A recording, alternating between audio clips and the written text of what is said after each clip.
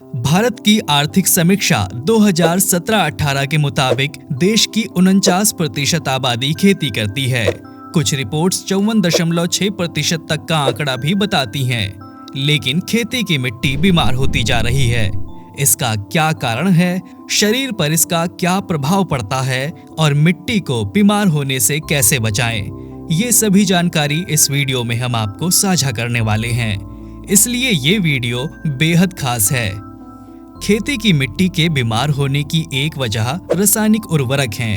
वैज्ञानिकों का मानना है कि ज्यादा पैदावार के लिए अंधाधुंध रासायनिक उर्वरक के इस्तेमाल से जमीन में जिंक, पोटाश और नाइट्रोजन की कमी हो गई है और कार्बनिक रसायन तत्व मिट्टी से गायब होता जा रहा है। हाल ही में कृषि विभाग ने मिर्जापुर में मृदा परीक्षण के लिए अभियान चलाया। रिपोर्ट में चौंकाने वाला खुलासा हुआ है। मिट्टी में नाइट्रोजन, फास्फोरस, सल्फर की कमी मिली, जिसकी वजह से फसल की पैदावार पर असर पड़ रहा है। वहीं यहाँ की मिट्टी में कार्बनिक जीवाणुओं का मानक 0.75 से 0.80% होना चाहिए, लेकिन आज के समय में मात्र 0.15% कार्बनिक जीवाणु ही मिट्टी में पाए गए हैं। मित्र कीटों के मर जाने से शत्रु कीटों का प्रभाव बढ़ रहा है। वहीं नाइट्रोजन की मात्रा खेतों में 6 से 7% होनी चाहिए और ये मात्रा घटकर 3 से 4% हो गई है। फसलों में कीड़ों को मारने के लिए थोरोडान, फटेरा और विफ्रोजीन जैसी जहरीली दवाओं का इस्तेमाल किया जाता है और ये सभी दवाएं गैस बनाती हैं। वहीं देखा जाए तो ज्यादा मात्रा में दवाओं का छिड़काव करने से अनाज स्लो पॉइजन युक्त होता जा रहा है, जिसके बाद इस अनाज को जब खाया जाता है तो बीमारियां बढ़ती हैं। और यही वजह है कि आज के समय में लोगों को पेट की शिकायतें, शुगर, तनाव और ना जाने कौन कौन सी घातक बीमारियां होने लगी हैं। वहीं ज्यादातर पैदावार के लिए ज्यादा दवाओं के इस्तेमाल से शरीर की इम्यूनिटी भी कमजोर होती है, जो कि ज्यादातर बीमारियों की वजह बनती है। वहीं अगर फसलों में बायोकेमिकल्स खाद का इस्तेमाल किया जाए तो इन सभी बीमारियों से बचा जा सकता है। ऐसे में अब सवाल उठता है कि फसल की पैदावार को बिना रासायनिक उर्वरक के कैसे बढ़ाएं? तो उसके लिए सबसे जरूरी है हरी खाद और अजोला। आजकल किसान मिट्टी की सेहत को समझते हुए जैविक खाद की ओर अपना रुख कर रहे हैं।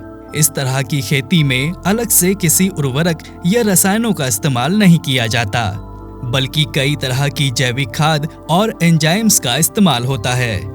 वहीं खेत में कीटों के लिए कीटों को नष्ट करने वाले पौधे लगाएं। रासायनिक कीटनाशक मिट्टी की सारी शक्ति सोख लेते हैं। ऐसे में कीटनाशक पौधे फायदेमंद होंगे। कई ऐसे पौधे भी होते हैं जिनसे जैविक कीटनाशक बनाए जाते हैं। इनमें नीम, कैटनिप और एग्रेटम शामिल हैं। ये पौधे कीड़ों की समस्या से राहत दिला सकते हैं। चाहे तो नीम से बने कीटनाशकों का इस्तेमाल कर सकते हैं, जिससे मिट्टी को कोई नुकसान नहीं होता, बल्कि मिट्टी की शक्ति बढ़ाने के लिए नीम की पत्ती और खली का इस्तेमाल बेहद फायदेमंद है। वहीं मिट्टी में जरूरी पोषक तत्वों की कमी को पूरा करने के लिए आप खेत में गोबर की खाद, कंपोस्ट खाद या हरी खाद का इस्तेमाल कर सकते हैं। मिट्टी को बीमार होने से बचाने के लिए सबसे जरूरी है कि समय समय पर मिट्टी की जांच कराई जाए। मिट्टी की सेहत बनाए रखने के लिए मिट्टी की जरूरत के हिसाब से ही खाद और उर्वरक का इस्तेमाल करें, क्योंकि जरूरत से ज्यादा उर्वरक मिट्टी की क्वालिटी को खराब कर देते हैं।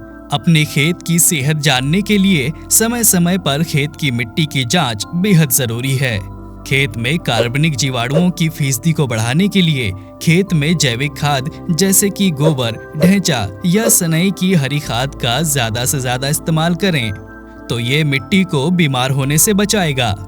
तो साथियों, अगर आपको ये वीडियो अच्छी लगी हो तो इस वीडियो को लाइक करें और इसी तरह की खेती से जुड़ी जानकारी के लिए हमारे चैनल को जरूर सब्सक्राइब करें। धन्यवाद।